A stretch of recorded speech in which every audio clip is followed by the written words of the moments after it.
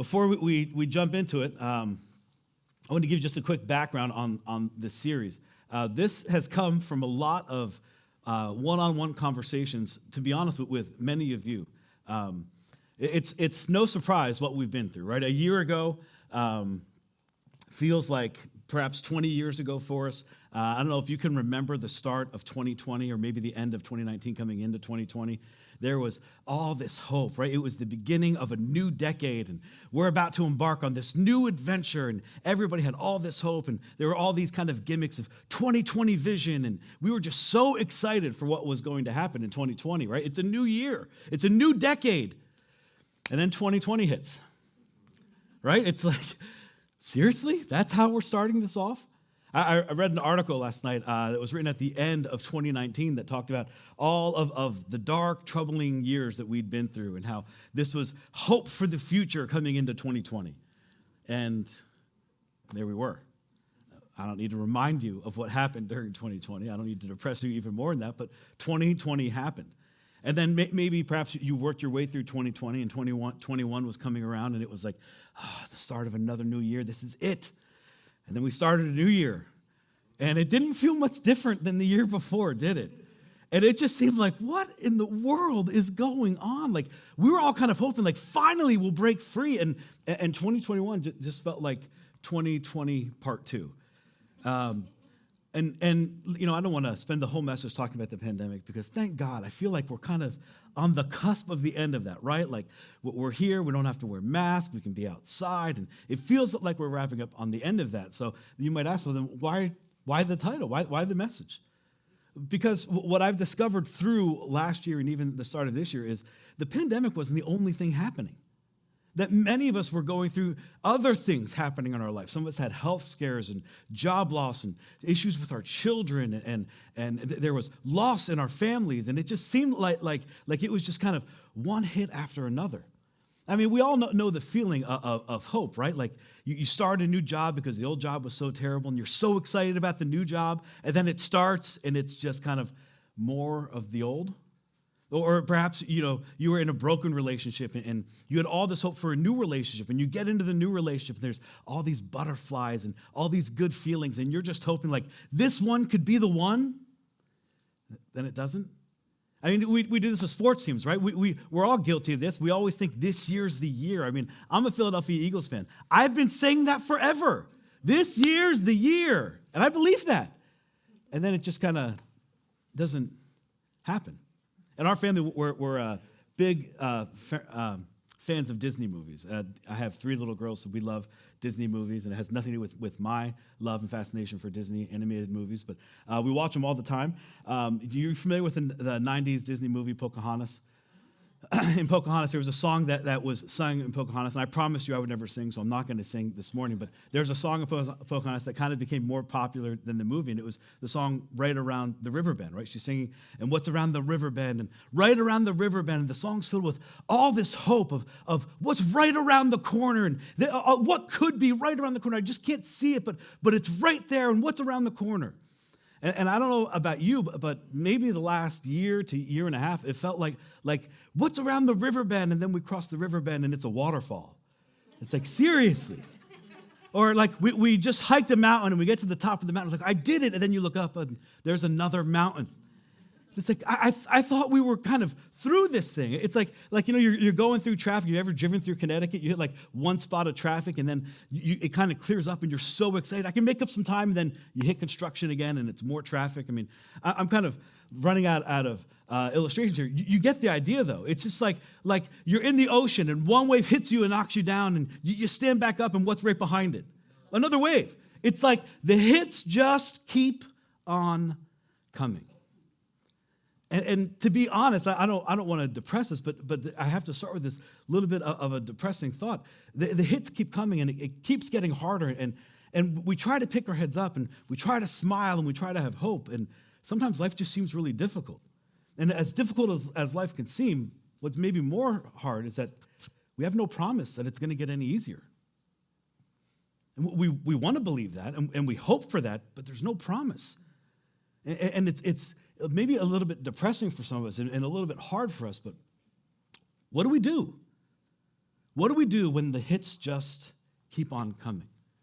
What do we do when it feels like we've crossed the river bend and there's just another river bend, and it's like river bend after river bend, and I'm hoping, but I'm never seeing the thing that I'm hoping for? How do we maintain our faith when it feels like we're just keep getting hit? How do we continue to trust God? How do we continue to follow Jesus when this year seems like a lot of what last year was like? And I know nobody wants to ask that question. But I think if you're all really honest with yourself, I'm guessing at some point along the lines, you may have thought something similar to that. Like, seriously, God? Is it worth following if it's going to be more of this, if this year's going to look just like it did last year, if the hits are just going to keep coming and keep coming? I mean, hopefully we never have to live through another pandemic, but let's be honest, the pandemic was the only thing that happened in the last 18 months. Some of us have suffered some terrible things. Some of us are suffering some terrible things right now. How do we move forward when the hits just keep coming? I know what you're thinking. Tim, that is like the worst intro. Why in the world? You see, we're going to look at a narrative this morning, but before we jump into it, I want to talk a little bit about something I see. It's the way we kind of live our life, and we tend to live our life with these two separate extremes, depending on how good or bad things are going.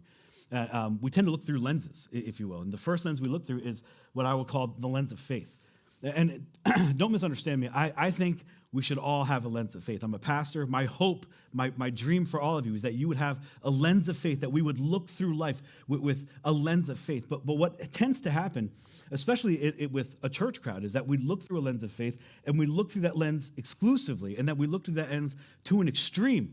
And if you're not a Christian, and you're kind of sat on the outside of this, you're familiar with this, because it's almost like they've lost touch with reality. And we begin to say all of these kind of Christian gimmicky phrases like, oh, but God knew that was going to happen. And then if you're going through suffering, and let's exclude the pandemic, whatever suffering, whatever trial you might be going through, my family and I faced our own. I found myself asking this question: really?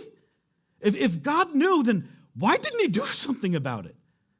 Like, I don't like that answer, but that tends to happen. We look through this lens of faith with this extremism, and it makes us feel like we've almost detached ourselves from reality, like we have no idea what's going on with the world. But then kind of juxtaposed to that, this juxtaposition, is that we also can look through life with this lens of suffering, because some of us have suffered. And we can look through this lens of suffering, and if we look through this lens of suffering exclusively, really what happens is we just get completely depressed and lose all hope. And my hope for us this morning, really what I want to talk about and kind of focus on, is that we don't look through one or the other, but that we look through both. That we understand that there is suffering, and that suffering happens all the time, and we have just gone through a long period of suffering. But there's hope because of the lens of faith. And not to separate them and live in this extremism of one or the other, but to be able to look through both. Because when we can look through both, we tend to have a better understanding of life. And not just an understanding, but we tend to have hope in the middle of understanding and in the middle of this suffering. You see, faith without suffering just makes us feel like we're not in touch with the world. And suffering without faith is completely and utterly depressing. So if we remove suffering, we're left with just faith. And if we remove faith, we're left with just suffering. So we have to find a way to see through both. Because I don't know if you know this, but we're all going to suffer at some point. Following Jesus doesn't remove us from suffering. As a matter of fact, when you look through the scriptures, and as we're going to see this morning, a lot of people, everybody who followed Jesus at some point had a season of suffering. And what happens when you're facing a season of suffering and that only faith lens of, but life's so good and God's so good, but you're suffering? You see, there's a way to view both, and that's what we're going to look at this morning. I think God has something very clear and in particular to say about us when we're going through seasons of suffering, and better yet, when we're going through seasons of suffering, and how to maintain our faith, and for some of us, how to even grow in our faith through seasons of suffering.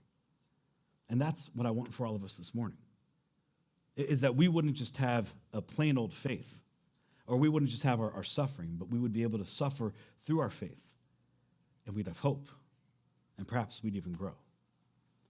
You see, a lens of faith in the middle of suffering is really what I want all of us to have. Because the pandemic may be tailing off for some of us, and life may feel like it's going back to normal. But for others of us, the suffering's continued. Or perhaps the suffering's just starting, or maybe the suffering's right around the river bend. And we don't want to hear that. But that's life. That's kind of what happens. And if we look through life with just the lens of suffering, we'll lose our faith. And that's not what I want for us. I want us to be able to look at our situation and to walk through our suffering, but to have hope, a hope that is secure, a hope that will keep us through whatever it is we might be facing. See, faith, our faith, is most defined through the seasons of suffering. It's kind of what it shows us what we're made of. It shows us what's kind of on the inside. It kind of squeezes. That's what suffering does. It squeezes us, and we begin to see on the other side of that who we really are. Sometimes things don't turn out that great, and our faith gets squeezed a little bit. It's kind of like that tube of toothpaste. You don't really know what's on the inside until you squeeze it, and then you begin to see what's on the inside. That's what suffering does to us. It squeezes and then it begins to show us what was in there all along. And for some of us, it's a good thing. For some of us, we see where our faith is attached. It's like, wow, my faith was attached to that. And for others of us, we're like, wow, my faith was attached to that? So what does faith look like for you? What does faith look like for you when you're in the middle of suffering? What does faith look like for you when the world falls apart, like in the middle of a pandemic, or your world falls apart because of a job loss or a health issue, or you've suffered a terrible relationship? What does faith look like for you in those moments? We're going to look at a narrative, one single narrative for this series, and we're going to kind of walk through it over the next few weeks. And I think it's an incredible narrative that I believe will offer you so much hope. It's taken from the book of Acts, and in this passage, it's right around the start of the church and the spread of the news of Jesus. But before we jump into that, I just want to kind of give us just some words of caution. As we're walking through this, and not just today, but over the next few weeks, let's not play the hardship Olympics. That's like we're giving gold medals out to those who've suffered the most. We tend to have this habit of either kind of making our suffering less than, we kind of don't value it, or maybe we value it too much and we make it more than compared to what other people are going through, if they're going through something less than or more than. Comparison's never a good thing. Let's not compare our suffering to someone else's suffering. Let's just realize to some degree, we all are going to suffer. No good comes out of comparison.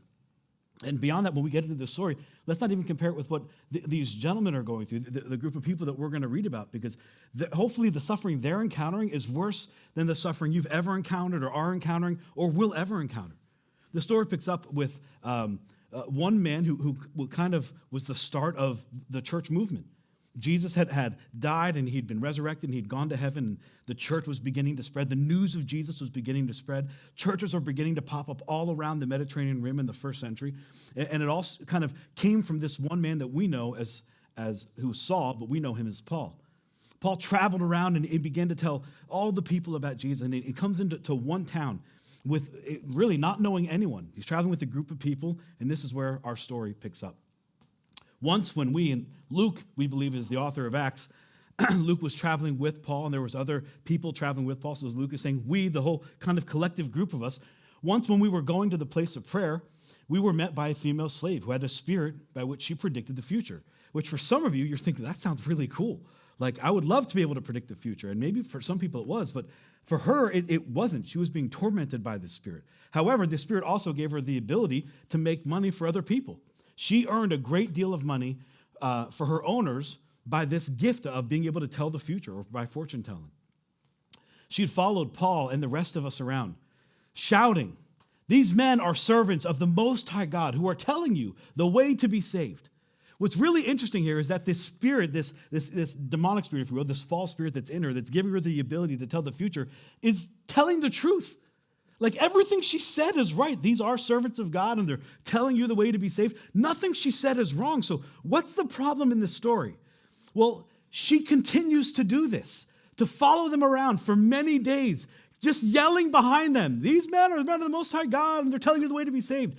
If you're a parent or you spend any time with kids, it's like when your kid comes up to you, and Juliana, my youngest, is at this phase.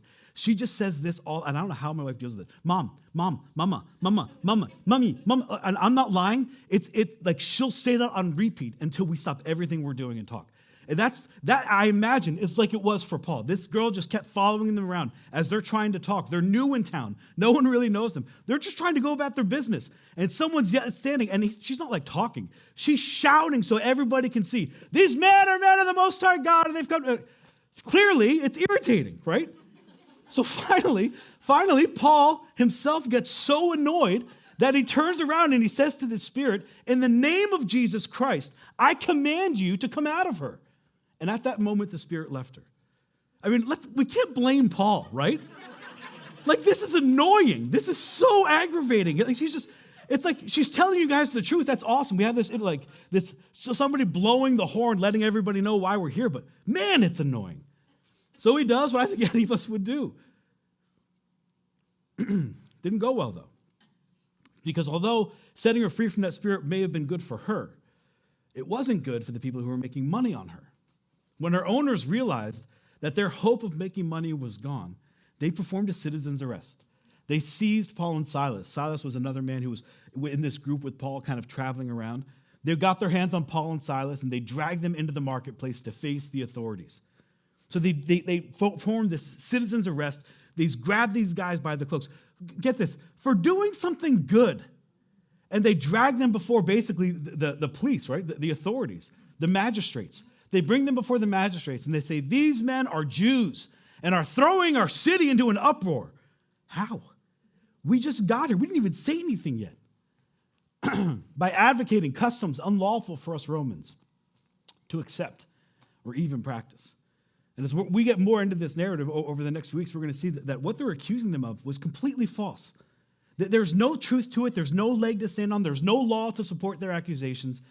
They fabricated some accusations to attack these men, accused them wrongly.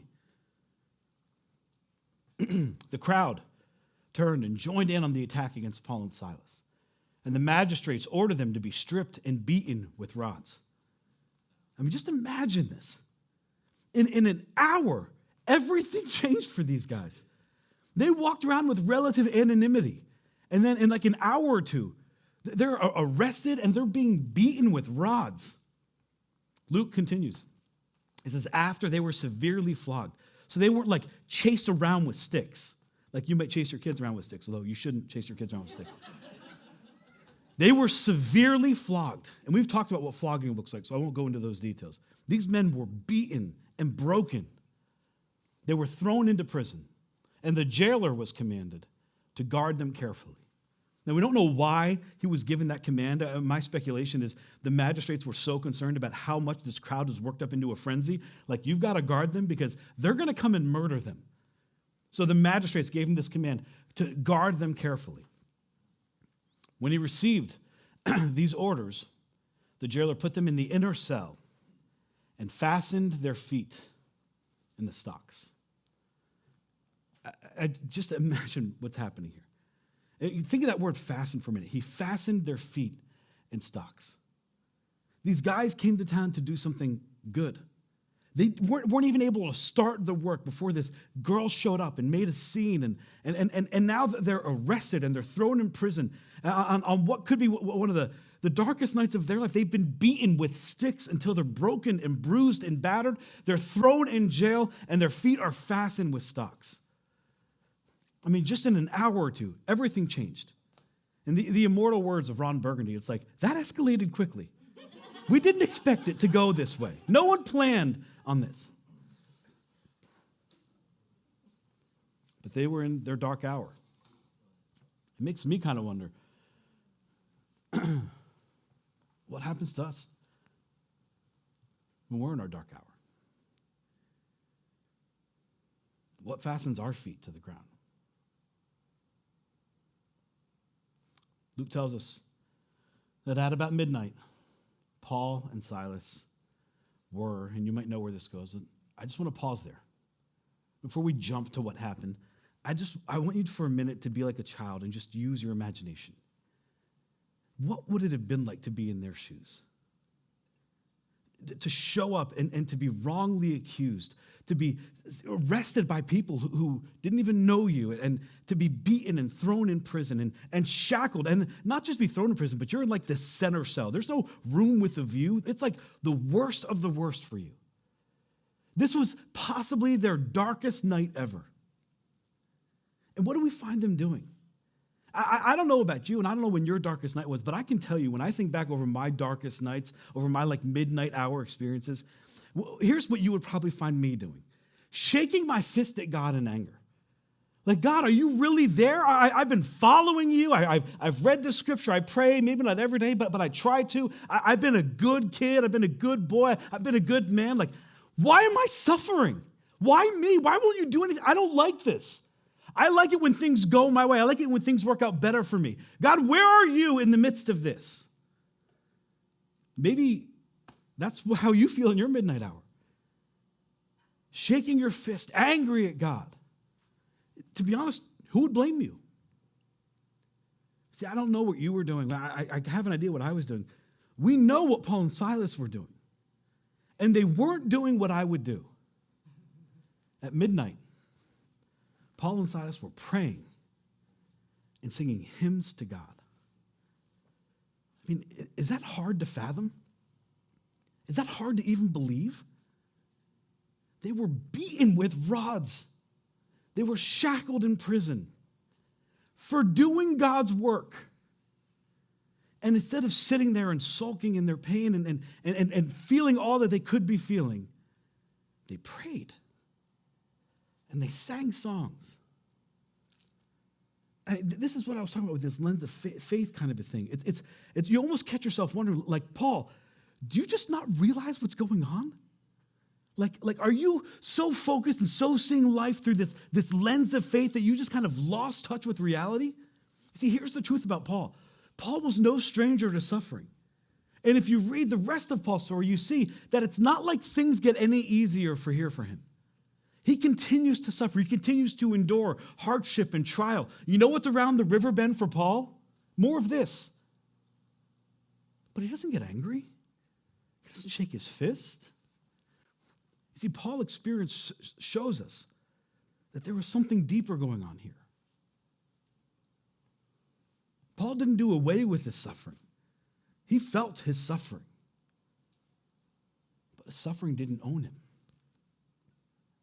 He was willing to put his hope in God, and more specifically, in what God had already done. He put his hope in Jesus and in what Jesus had done. You know the story. Jesus came and he died. He predicted his own death and his own resurrection 3 days later, and then he pulled it off. Paul said, my hope is in that. My hope is in the God that ordained that and performed that. My hope isn't even in some weird kind of future outcome. It's in the things I know. It's in the things that have been promised us. You see, Paul had a lens of faith even in the middle of his suffering. I told you this before, but suffering, it reveals to us what we have tied our faith to. We saw what Paul tied his faith to. He tied his faith to Jesus, to the resurrection, to God and who he knew God was and what God had promised him to do, because Paul had seen that God would fulfill his promises regardless of what Paul had hoped. But it kind of leaves me wondering, what's my faith tied to? In the middle of my suffering, where does my faith go? Do I fall on the positive side in the middle of suffering? And do I feel like, wow, look how secure my faith is, that even the suffering couldn't throw it?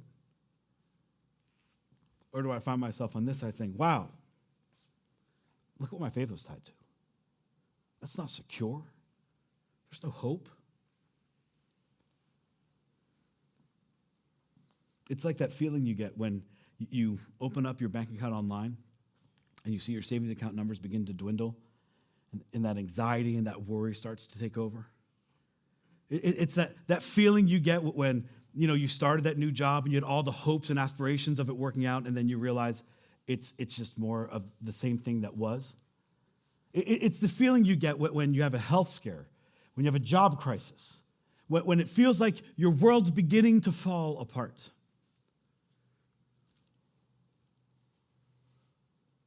What's your faith tied to in those moments? In the case of Paul and Silas, their faith was tied to something that was stronger than, surely it's going to get better than this. Surely this year is going to be better than next year. Surely what's around the river bend is going to be better than what I've just gone through. Their faith was tied to something that was way more secure than that. What do you tie your faith to? In the moments when life throws something at you, then we would absolutely not want to endure. What's your faith tied to? Often we tie our faith to the promises of God. Really, what we tie our faith to is promises that God didn't even make. Right? We want to believe that we'll just live a healthy life, but I've got to be honest, death is still here, and the death to person ratio is still 1-to-1. I don't know of anybody who's beaten that yet. You? Except for Jesus. It's still there. We have this idea that if we follow God and if we be a good person, everything's going to work out right. But we don't see that, because when we look at the life of Jesus, Jesus said, no, you will have suffering. And if they persecuted me, they're also going to persecute you. And then we follow the story of the apostles, the 12 apostles, and people like Paul. And it's like, but their story didn't end up that way.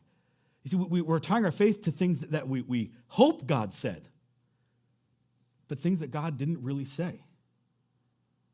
So here's what I want to do. I think there are two promises that are so kind of key to this conversation. I know that there are way more than that through the scriptures, but there are two promises that God did make to us that I think we can hold on to, that perhaps even in this moment where Paul and Silas were suffering their darkest midnight hour, maybe this was the thing they were holding on to. That in the middle of their suffering, in the middle of their anguish, in the middle of the hits just keep on coming, they fastened their faith to actual promises. And not promises of future outcomes, but actual promises of God. Their faith was tied to things like this. God said that he would never leave you. I don't know about you, but in the middle of suffering, that may be one of the most peaceful, hopeful things that I can hold on to. I don't need to reiterate my story. I've told it to you once before, but my family had the hits keep coming through the pandemic. And in the moments where I found myself alone trying to wrestle with what we were going through after what we had all just been through, I found so much hope in the thought, in the promise that I wasn't going through this alone. That everything I had felt, God was feeling more. That all the frustration and anger that I had, all the resentment I had, that my wife would be hurt, God cared for her even more than I did, and he was sitting there in that pain and in that suffering with me. I don't know about you, but I think that is an amazing promise to hold on to. And perhaps it was the promise that Paul was holding on to in that moment. God, I've done this for you. I can stand and I can sing because I'm not doing this alone. You are right here with me. That's not the only promise. The other promise that God made was that no matter what happens, no matter what you're going to go through, I'm going to bring something good out of it. And that doesn't mean we need to rejoice in our suffering. Don't get me wrong. I don't think any of us are going to finish off this year and say, I am so glad I went through that pandemic. I'm so glad. I'm so glad that relationship was just ripped apart. I'm so glad I lost my job and my family had financial crisis. I'm so glad because of that health scare or because of this thing that I lost. I'm just so glad. I don't know that we'll ever get on the other side of suffering and look back and say, I'm just so happy. But I do think we can turn around and we can say, not only was God with me, but he began to do something good, even in the middle of what was most painful for me, even in the middle of my worst and my darkest moments, my midnight hour. He was with me, and he's beginning to do something good. The truth is, you probably aren't going to see it when you're going through it. But 2020 vision, when you get to the end and you turn around and you look and you begin to see that God was doing something in this, man, there's hope in that. There's peace in that. And don't misunderstand this conversation. God didn't bring your suffering, but he said, I can bring you hope in the middle of your suffering. And I think that's a promise worth holding on to. I think that's a promise that through your suffering, you'll look down and you go, wow, look at what my faith was tethered to. Look at what my faith was tied to. I was rocked. My world was rocked. I should be in shambles right now. But for God.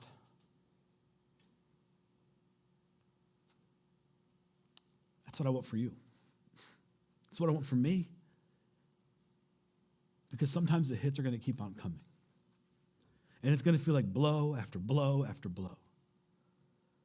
And if your faith isn't tied to something secure, if it isn't tied to the actual promises of God, you may find yourself through your suffering looking down and going, what in the world have I tied my faith to? I don't know about you, but I'm glad God's not like the tooth fairy.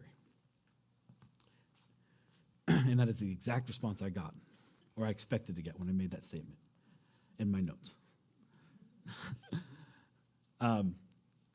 Throughout the pandemic, my daughter, if you have any kids, you may want to shield your ears because I might pop some bubbles for them. My oldest daughter, Isabella, lost a tooth during the pandemic, and it was a Thursday. She lost the tooth, and they get all excited about the tooth fairy. So she's like, Dad, look, and she's freaking out, and her hands are bloody, and blood's coming down her mouth. She's holding up her tooth. Look, I got a tooth. I said, all right, well, clean it off. That's gross. Put it in a Ziploc bag. Put it under your pillow tonight. She did. And Thursdays in my house are busy. Tanya works a long day that day, so I feel like I'm playing dad and mom at the same time, and I don't juggle either of those things well on their own, let alone together. So Thursday night rolls around, and she's all excited, and she takes the little Ziploc bag, and she slips it under her pillow, and we check her. Did you put it under your pillow? Yeah, I did. Oh, that's awesome. We'll see what the tooth fairy does in the morning. Well, I don't juggle any of those things well, so she went to bed, and I cleaned up, and then we went to bed and completely forgot. And she woke up the next morning, and I could hear her from my room say, oh, I can't believe she didn't come. She totally forgot about me. And like my heart's like, oh, Jim, you suck. Can't believe you forgot. Can't believe it. So quickly, I do what every parent does. I come up with an excuse, and I walk in, and I say, hey, I don't know what happened. It must have been the pandemic. It's COVID. She couldn't get here. Maybe tonight. That is not good parenting advice. I'm just being honest. So Friday rolls around, and she's talking about it all day, about how they forgot, and she's talking about it. How could she forget? I can't believe she forgot about me. And it must have been the stupid pandemic. And then my kids walk around saying, stupid COVID, stupid COVID. Like, it's just crazy. Friday night rolls around, and every Friday night we have this family tradition. We call it camp out, where all the kids bring their pillows and sleeping bags down, and we sleep in the living room. We watch movies and eat popcorn. It's the only night they get candy or soda, and it's like our tradition. So we do. And she comes down with her pillow, and she slips her little Ziploc bag under it again. And I'm going to remember this time. I even got the money in my pocket. Like, I'm on it. Sure enough, I fall asleep first. And I wake up in the morning, and I wake up to her ripping her pillow. She forgot again. I'm like, there's no way she forgot. I'm like, look around. Maybe you misplaced it. And she starts looking around, and I take them and I throw it over the back of her shoulder. Oh, it's over there. You must have moved it. It must have got stuck. And she's okay. And I just, that's all funny.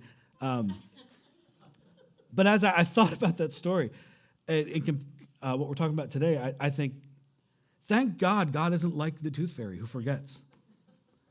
Thank God it's not like the tooth fairy where you have to follow a certain ritual or routine to get the promise. I've got to clean off my tooth and put it in a Ziploc and have it under my pillow, or she won't be able to come. He's not like that. He's not a God that has to be kind of worked into his promise. He's not a God that's going to forget about his promise. This is the thing that made Paul and Silas's faith so secure, that even standing in the inner cell, being shackled to the ground, having just been beaten, they could stand and they could sing and they could praise, because they knew God doesn't forget. God's not leaving me alone. God hasn't, I haven't forgot to perform some ritual to make God on my side. He is on my side, and he is for me. He is with me, even in the middle of what I'm going through right now.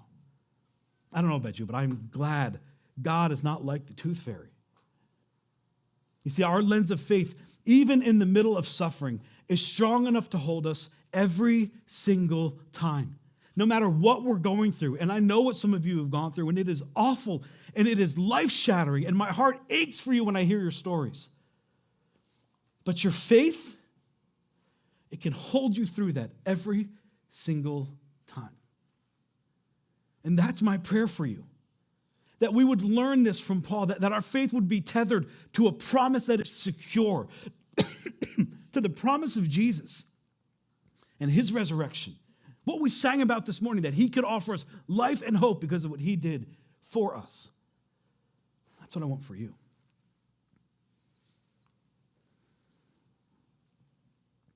There are so many more promises, but those are two that I think in every situation you can hold on to. Earlier I told you that one of the promises we hold on to is that we believe that following God would make our lives better all the time, that it's always up and to the right. And while that may not be true, even in the middle of a pandemic, even in the middle of your moment of suffering, if you're going through your midnight hour right now, he's with you. And he's beginning to take that terrible thing and he's going to bring some good out of it. So maybe I was wrong. Maybe your life is going to get better in the end because God was with you. Because he took something that was absolutely horrible and he made it good. I want to pray with you, but before we do, I want to set up where we're going next week. That verse you read about Paul and Silas, that was only the first part of the verse. I want to read you the second part of that verse. At midnight, Paul and Silas were praying and singing hymns to God. And here's the kicker. And the other prisoners, they were listening to them. And that may be one of the most key things for us as we start realizing, as we're walking through our suffering, as the hits just keep coming. What singing, what praying, what having a faith tied to something secure can do, not just for us, but for those around us. I'd like to pray for you. So if you would, just bow your head and close your eyes. Here's really what I want to do. I want to pray for all of us, but in particular, I want to pray for those of us who we've been through the ringer. It has just been blow after blow, and it feels hard, and it feels down, and it feels like life is just beating us. Oftentimes, I can't say that I know what you're going through. I know what some of you are going through. I've been walking the road myself. But I know that our God is greater and bigger, and he's with you. And he's going to do something amazing through even this. Heavenly Father, I thank you, God. Lord, I thank you for your promises that hold true even to this day, thousands and thousands of years after you made them. God, I know for some of us this past 18 months has been brutal. God, not just going through the pandemic, but everything else that came along with it. God, I pray that you would help us, Lord, and even now in this moment, maybe in our midnight hour, God, to realize and to hold on to the promises that you've made us. God, that they would feel your presence with them even now more than they ever have before. And God, that in the moments of tears and in the moments of heartache, that they would even now be able to look back and see, God, maybe just a twinkle of you in this horrible situation, that you are beginning to do something, God, that they can't explain, something that they had no idea would even come about, but some good is beginning to come out of something bad. God, I pray that they would hold on to you, God, onto your promise that you loved us so much that you would send your own son to this world, God, to open a door to you so that we could be with you and that you could be with us. God, I pray for those of us, Lord, who maybe have only looked through life through the lens of suffering and it just feels dark and depressed and lonely. God, that we would also bring in that lens of faith and we would see the hope and the promise that comes along with it. I pray that you would encourage us and that you would lift us up. In your Son, our Savior's name, I pray. Amen.